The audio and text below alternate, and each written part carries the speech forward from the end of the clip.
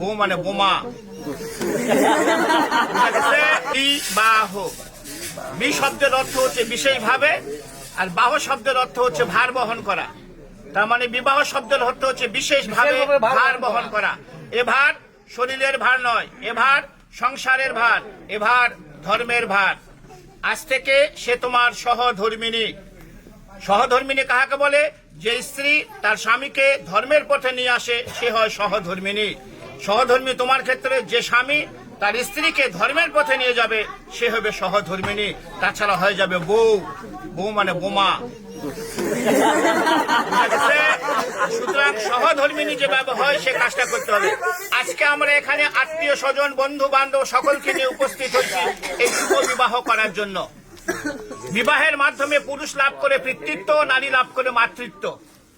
এই পিতৃত্ব এবং মাতৃত্বের মাধ্যমে গড়ে উঠে তাদের একটা সুখের সংসার। পিতামাতা, ভাই বোন, আত্মীয় স্বজন, বন্ধু বান্ধব সকলকে নিয়ে একসাথে থাকার তারা সংকল্প করে এই বিবাহের মাধ্যমে। মানুষের জন্ম থেকে মৃত্যু পর্যন্ত 10টি মাঙ্গলিক কর্ম আছে, তার মধ্যে বিবাহ হচ্ছে সর্বশ্রেষ্ঠ। এই বিবাহ এখন সবসময় যারা বিবাহ করছেন তারা জানে স্ত্রী সবসময় স্বামীর বাম দিকে থাকবে। এখনো কিন্তু বাম দিকে যায় নাই, আছে কোন দিকে? ডান দিকে। তুমি পারতিপক্ষে চেষ্টা করবা সবসময় একে বাম দিকে রাখার, চলাফেরা করার জন্য। এটা ব্রাহ্মণ হিসাবে আমার উপদেশ। কেন বাম দিকে রাখলে আমার মতন একজন ব্রাহ্মণ দেখলে মনে করবে এটা তোমার স্ত্রী। ডান দিকে রাখলে আমি ভাবি বোন, অন্য কিছু মনে করতে পারি। যেখানে সম্ভব সেখানে এই কাজটা করতে হবে, সম্ভব যেখানে নয় সেখানে করার দরকার নাই। তাহলে ঘটনা হলে এ তোমাকে বাম দিকে যাবে, কিন্তু শাস্ত্রের বিধান অনুসারে 7টি শর্ত আছে, যাকে বলা হচ্ছে সপ্তপদীর 7টা শর্ত। সহজ কথায় সপ্তবচন। তো এই ধর্ম, এই শাস্ত্রের কথা জানে না। আমি এর পক্ষ হয়ে আমি এই কথাগুলো এতগুলো লোকের সামনে তোমাকে বলবো। তুমি রাজি থাকলে হ্যাঁ বলবা। হ্যাঁ অবশ্যই বলতে হবে, বিয়ে করতে চলে আসছি সে, তাহলে সে তোমার বাম দিকে যাবে। তোর ভয়ের কিছু নাই, তোমারও 5টা শর্ত আছে। তখন তোমার 5টা শর্ত এ যদি মেনে নেয় তখন তুমি একে বাম দিকে নিবে, তাছাড়া নেওয়ার দরকার নাই। এখানে প্রশ্ন আসতে পারে যে এর 7টা ওর 5টা কেন? প্রশ্ন আসতে পারে। নারী হচ্ছে শক্তি। একটা পুরুষের জীবনে নারী হচ্ছে শক্তি। যে পুরুষের জীবনে নারী থাকবে না সে পুরুষের জীবনে কোনো শক্তি নাই। তুমি পূর্ব দিকে তাকিয়ে দেখো, লক্ষ্মী নারায়ণ, রাধা কৃষ্ণ, পার্বতী, শিব, সবাই প্লিজ এরা সবাই হচ্ছে নারীকে নিয়ে চলছে। নারী হচ্ছে শক্তি, মায়ের জাত। এই জন্য আমরা এনাদেরকে সম্মান করি বলে এদেরকে সবসময় উপরের দিকে রাখি।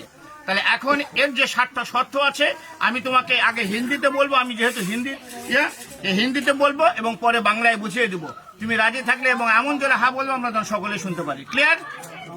বলছে প্রথমে, হে পতি বা হে স্বামী, তীর্থ যাত্রা, व्रत उद्यापन, यज्ञ दान, पूजा पार्वन, उपवास इत्यादि शुभ कर्मों मेरे साथ लेकर करोगे तो मैं आपके बाम भाग में जाऊं। बोलছে হে পত্নী বা হে স্বামী, আজ থেকে যদি কোনো তীর্থযাত্রা, ব্রত উদযাপন, যজ্ঞ দান, পূজা পার্বণ, উপবাস ইত্যাদি শুভ কর্ম একে সঙ্গে নিয়ে করো, তাহলে সে তোমার বাম দিকে যাবে, তাছাড়া নয়। কারণ সে গোত্রান্তর হয়ে তোমার গোত্রে চলে গেছে।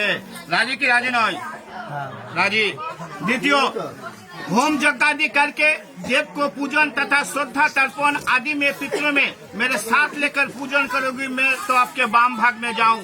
बोलते होम यज्ञ आदि, ऐसे होम यज्ञ आदि करे যদি কোনো দান করতে চাও এবং তথা শ্রদ্ধা তর্পণ, অর্থাৎ আমাদের মহালয়া যে হয় না, পিতৃপুরুষের নামে পূর্বপুরুষের নামে জল দিতে হয়, তিল তর্পণ করতে হয়।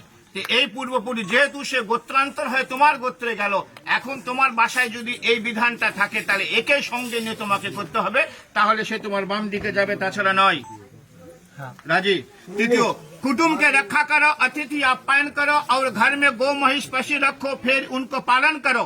संसार धर्म में रत रहो, मैं तो आपके बाम भाग में जाऊं। बोलছে কুটুমকে রক্ষা করো, মানে অতিথি আপ্যায়ন করো। অতিথি হচ্ছে নারায়ণ। বাসায় যদি তোমার সম্ভব হয় গরু মহিষ এগুলো পালন করতে চাও এবং সংসার ধর্মের মধ্যে যদি রত থাকতে চাও, তাহলে সে তোমার বাম দিকে যাবে, তাছাড়া নয়। राजी।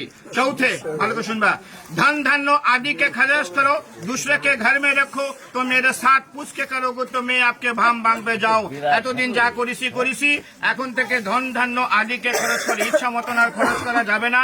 দুসরেকে ঘর মে রাখো, অন্যকে যদি বাসায় রাখতে চাও, অন্য যে কোনো হোক, কোনো কাজের হোক তোমার যে, তাহলে এর সঙ্গে একটু পরামর্শ করে তাহলে তোমাকে রাখতে হবে, তাছাড়া নয়। রাজি। पांचवे, मंदिर बगीचा घर तालाब इत्यादि बनाओ, बना के तथा उसके रक्षा करो तो मैं आपके बांग भाग में जाओ। भगवान যদি কোনো সময় কি কৃপা করে তুমি মন্দির বানাও, বাগিচা বানাও, ঘর বানাও এবং বানানে শুরু হবে না, ওদেরকে রক্ষা করো, তাহলে সে তোমার এগুলো পরামর্শগুলো তার সঙ্গে একটু করতে হবে, কারণ সে হয়ে যাবে সহধর্মিণী। তার মানে তার সঙ্গে একটু পরামর্শ করে এই কাজগুলো করতে হবে, তাহলে সে তোমার বাম দিকে যাবে, তাছাড়া নয়। রাজি। এখন এই দুটো ভালো করে শুনবা।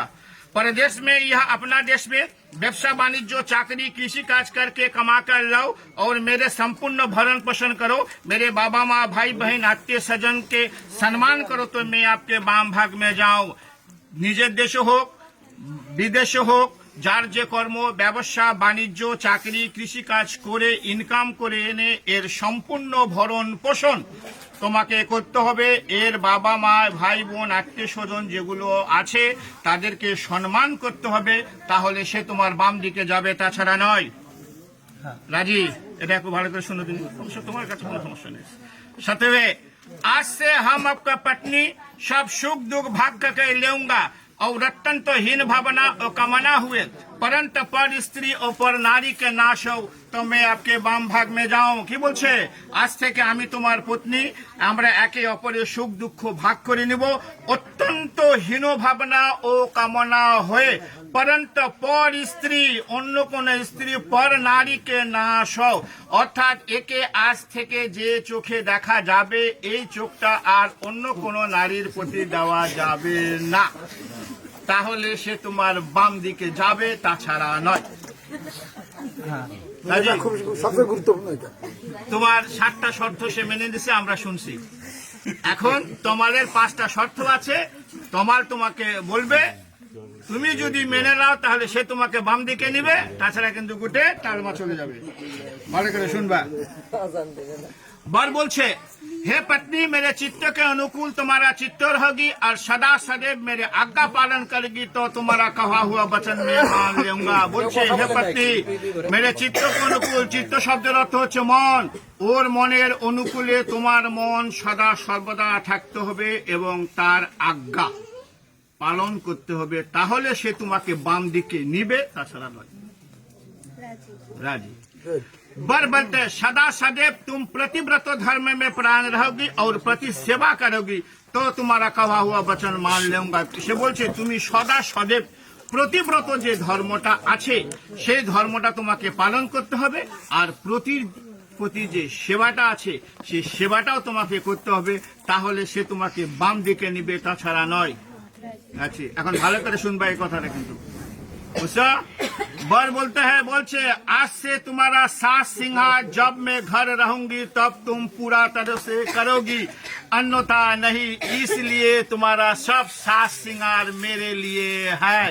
बर বলছে, স্বামী যখন, প্রত্যেক নারীরই কর্তব্য, যারা আছেন বিবাহ করছেন তারা জেনে নেন, প্রত্যেক নারীরই কর্তব্য, স্বামী যখন বাসায় থাকবে তখন নারীদেরকে উচিত অত্যন্ত সেজে গুজে থাকার। স্বামী বাসায় নাই, সাজার কোনো দরকার নাই, কারণ এই সাজ দেখার অধিকার সম্পূর্ণ হচ্ছে স্বামীর। ওই একটা শর্ত দিয়ে আসছে, ওই যে পরন্ত পর স্ত্রী না কর, এই যদি সেজে গুজে অন্য জায়গায় থাকে অন্যজনের চোখ পড়বে। এই জন্য স্বামী যখন বাসায় থাকবে প্রত্যেক নারীদের সেজে গুজে থাকতে হবে, স্বামীর চোখ যায় অন্য কোনো নারীর প্রতি না যায়। স্বামী যদি বাসায় থাকে সাজবে, স্বামী বাসায় না সাজা দরকার নাই। স্বামী যদি তোমাকে সঙ্গে করে কোথাও নিয়ে যায়, তুমি যত পরিমাণ সেজে গুজে যাবা তাহলে সে তোমাকে বাম দিকে নিবে, তাছাড়া নয়। রাজি। আজকালকার যুগে স্বামী যখন বাসায় থাকে মেয়েরা কি করে? ম্যাক্সি পরে থাকে।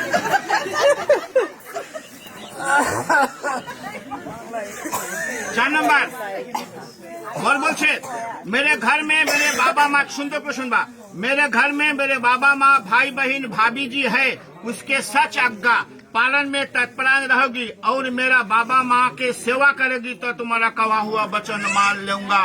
বলিছে তুমি এই পরিবারে 20 বছর 22 বছর 24 বছরের পিতামাতা ইনারা, আমি ইনাদেরকে ভুলতে বলিনি। এই পিতামাতাকে যেভাবে ভালোবাসছো এর চেয়ে দ্বিগুণ ভালোবাসা দিয়ে ওর যে পিতা মাতা ভাই বোন ভাবি আছে ওদেরকে ভালোবাসতে হবে, ওদের সচাজ্ঞা অর্থাৎ সত্য উপদেশ পালন করতে হবে এবং মেরা বাবা মা ওর যে বাবা মা আছে তাদেরকে সেবা করতে হবে, তাহলে সে তোমাকে বাম দিকে নিবে, তাছাড়া নয়। রাজি।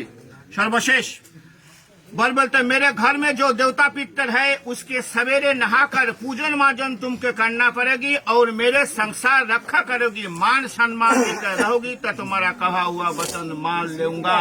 বলছে আমার বাসায় যে মন্দির আছে, প্রত্যেকটা সনাতন ধর্মের বাসায় একটা ছোট্ট গৃহ মন্দির আছে, এই মন্দিরে সকালে উঠে স্নান করে পূজন মাজন অর্থাৎ পূজা পার্বণ তোমাকে করতে হবে, ওর সংসার রক্ষা করতে হবে। তুমি শর্ত দিয়ে আসছো ধন ধান্য আদিকে খরচ করো, ওই খরচ করবে না, এখন তোমাকে টাকা এনে দিবে, তুমি ইচ্ছা মতন খরচ করবা, তা কিন্তু কার হবে না। ওর সংসার রক্ষা করতে হবে, ওর মান সম্মান দিয়ে রক্ষা করতে, ওই যে শর্ত আগে দিয়ে আসছে মান সম্মান দিয়ে থাকতে হবে। তুমি সেজে গুজে আসো, আমি যাই বললাম তো তোমার বউকে দেখলাম খুব সাজে গুজে আসে, মান সম্মানের একটা হানি হবে।